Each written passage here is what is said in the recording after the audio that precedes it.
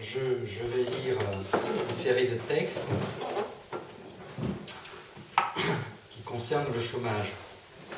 Parce que comme tout le monde, j'ai été chômeur. J'imagine que vous aussi, et j'espère que tout le monde a fait au moins une expérience en tant que chômeur. Très important. Après, je ne me rappelle pas exactement de quoi j'étais au chômage. Peut-être un manque d'existence, je crois.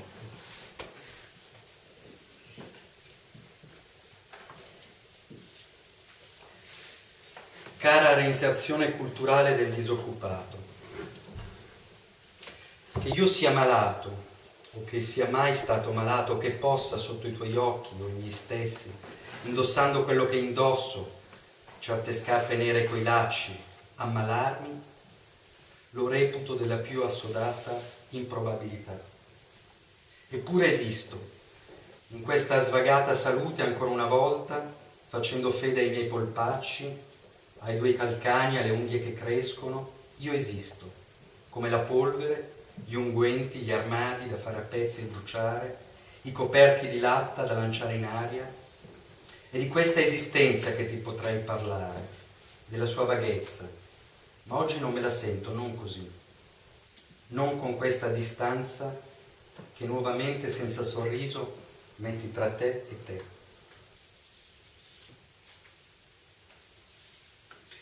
Cara reinserzione culturale del disoccupato, non è possibile proseguimento, tu stessa non lo sopporteresti.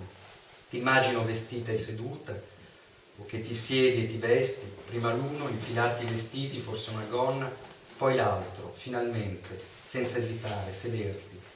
Non da sola, certo. No, purtroppo non sola. Molte delle cose che avremmo potuto dirci, molte di quelle cose al riparo dal tuo e dal mio dire, durano. Per esempio quelle balaustre di ferro e il prefabbricato con sul tetto, la bandierina.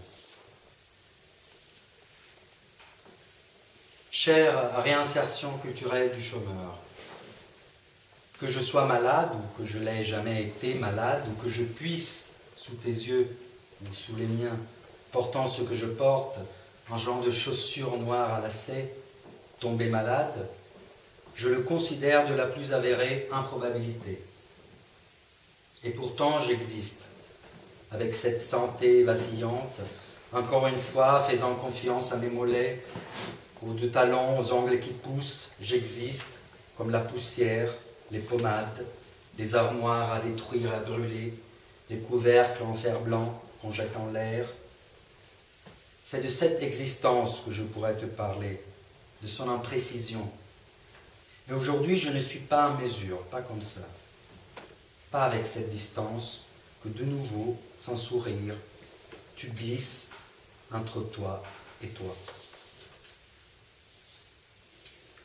Chère réinsertion culturelle du chômeur, il n'est pas de suite possible. Toi-même ne le supporterais pas. Je t'imagine habillée et assise, ou qui t'assoit et t'habille. D'abord l'un, passer un vêtement, peut-être une jupe, puis l'autre, finalement, sans hésiter, t'asseoir, pas seul bien sûr. Non, malheureusement pas seul. Beaucoup de choses que nous aurions pu nous dire, beaucoup de ces choses, à l'abri des thés et des mémos, durent encore. Par exemple, ces balustrades en fer, le préfabriqué, avec sur le toit, le petit drapeau. Chère réinsertion culturelle du chômeur, je voudrais qu'il fût venu le moment de te rappeler que je suis d'évidence destiné à la mort. De ce fait, et de la façon dont je te le dis, j'ai un souvenir clair. Un petit effort suffit pour que je me souvienne, comme un événement récemment survenu, que la mort m'est destinée. C'est une certitude, comme arrivée d'une lointaine démonstration, anonyme, murmurée, que toi aussi tu maîtrises, et que nous ne considérons pas, je crois, avec suffisamment d'attention. Pas destinée donc à l'amour, si je me souviens bien. De la mort, je me souviens bien, de l'amour, beaucoup moins. Et ensemble, nous pourrions facilement vérifier, moi dans mon souvenir, toi dans le tien, comme passant par le même pavillon d'hôpital, avec cette sérénité de convalescent, nous pourrions à la fin nous rappeler que c'est certain, je suis destiné à la mort et pas à l'amour. Parce qu'il n'y a pas dans mon esprit des certitudes sur l'amour, sur le fait d'avoir un destin pour l'amour. Parce que déjà l'idée même, ou sa forme verbale, paraît quelque chose de peu clair, d'une extension si vague, effondrée sur ses bords et d'application incertaine. Alors que la certitude de la mort au cœur de mon destin est mien parce que celui de n'importe qui, la mort qui m'est certainement destinée, sur cela moi aussi, m'en souvenant avec clarté, je ne peux soulever d'objection. Sur l'amour, au contraire, si peu de souvenirs et tellement d'allusions imprécises que même comprendre quel destin est l'amour s'avère nébuleux. Il n'y a ni mère ni père pour le relever dans le moindre passé, ni nourrice, ni forme de caresse, mais des grandes images, coloriées et mouvantes, des silhouettes qui tombent, répétant de fou, de roc, amour, amour, le mot tout entier, la phrase depuis le début, depuis la première formulation approximative, si incertaine, obscure, vraiment impossible d'y croire pour ma, au moins, d'amour destinée. Chère réinsertion culturelle du chômeur, être malade, pour moi, n'a jamais été un problème. Quand il s'agit d'être malade, je suis en mesure de le faire, d'être longtemps malade, continuellement, sans réserve.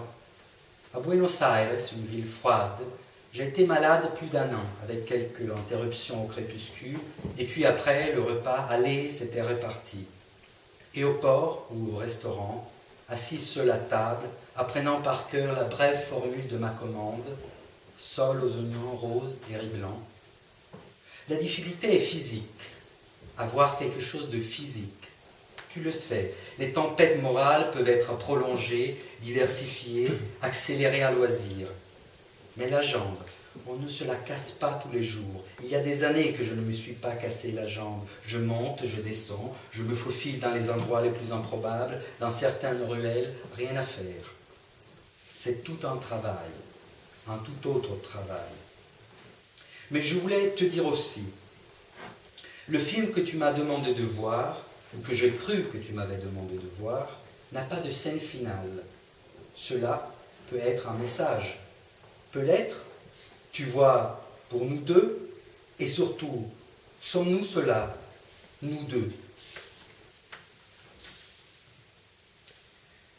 Chère réinsertion culturelle du chômeur, je t'ai menti. Je ne suis jamais allé à Buenos Aires. Je ne supporterai pas d'ailleurs une ville où quelqu'un a longtemps souffert inutilement par amour, continuant d'espérer, continuant d'élaborer une histoire parallèle qui lui soit favorable comme un calmant, s'appliquant aux moindres détails un homme de lettres professionnel. Et peut-être la littérature n'est-elle ainsi, toute la fiction qui inonde le monde est née pour réparer l'angoisse d'aimer et parer le supplice de ce rendez-vous concédé à force de longues prières, et qui sera retiré. Car même si on marche de long en large, même si on garde les yeux fixés sur les bâtiments des rues, même si on sirote comme en agonisant une tasse de thé, la personne ne vient pas, n'est pas venue, ne viendra pas.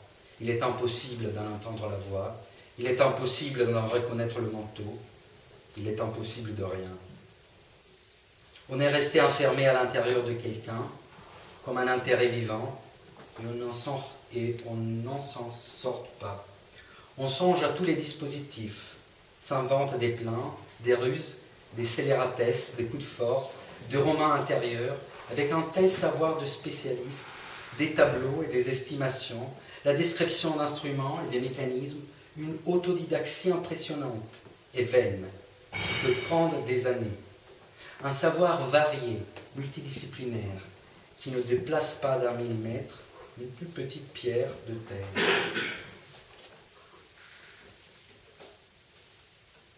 Chère réinsertion culturelle du chômeur. Parfois, ça me suffit de me promener, de me retrouver assis quelque part, avec le sentiment de tirer les ficelles, même si, au-dedans, j'ai l'air distrait, et de l'extérieur, je semble quelqu'un qui fixe un pan de porte, avec l'esprit éteint. Ce n'est absolument pas vrai. Il y a une continuité légère mais précise, une coulée de particules. Peut-être que ce sont les atomes de la physique, quelque chose de rare et subtil, mais qui coule en continu depuis un tas d'années, depuis un temps exagéré, et qui ne trouve jamais de fond, dramatiquement, comme un serveur poussé de nouveau vers une table ou vers un évier encombré, et qui malgré tout laisse s'écrouler, s'accumuler, encore plus de vaisselle, toujours moins en équilibre, s'écroulant toujours et dans un fracas croissant. Mais je ne peux pourtant pas y prêter attention, m'arrêter dans un coin à l'écoute, passer la vie entière à sentir comment se poursuit incertaine cette chute à la recherche vaine de son fond. Je devrais rester comme ça, figé, et pendant beaucoup d'années arrêter de faire presque tout, aussi bien travailler que manger, ne devant pas mâcher pour mieux sentir si jamais il y avait une fin, si quelque chose demeurait telle une strate inframince, prise quelque part, et à peine accrochée, comme une ombre de neige sur une surface. D'autre part, ce film que peut-être tu m'as justement invité à voir, se concluait ainsi. Sans fin, tiède, sur un type qui tenait un pistolet, le même que dans tous les films d'avant, la poignée maintenant usée, fine comme un os nettoyé, et vraiment là, à la fin, si près de tout, il oubliait comment s'en servir, le fixait immobile et amoureux.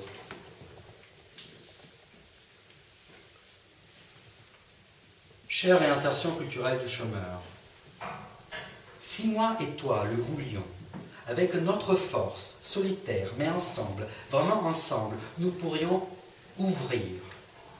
Je le dis sérieusement. Tu sais bien que qui nous entoure, qui me regarde et me persécute presque chaque jour, et te regarde aussi, ta soumission maquillée sûrement de prudence institutionnelle, de cohérence, peut-être de théorie. Et au contraire, il suffirait de peu, même en comptant sur nos seules forces, un lieu approprié, on le trouverait facilement. Plafond haut, mur à repeindre, et aussi, s'il le fallait, les matériaux. On ouvrira à tous, mais de manière imprévue, négligeant les présentations, la publicité, la récolte préliminaire des fidèles et des fonds, parce que aussi, sans aucune théorie, on pourrait récolter tous les fonds. Presque sans force, juste seul, juste ensemble, on pourrait avoir des marges de manœuvre tellement grandes, mais sans l'obstination, cette nostalgie, ou le visage triste sous un nuage de détails. À moins, encore une fois, de vouloir suivre le plan, de rester toi, agrippé au document, à la ligne, incapable de faire autre chose qu'acquiescer et suivre, comme au cinéma, les choses comme elles vont, entièrement enfermé, toi et tous les autres, dans ce train d'images.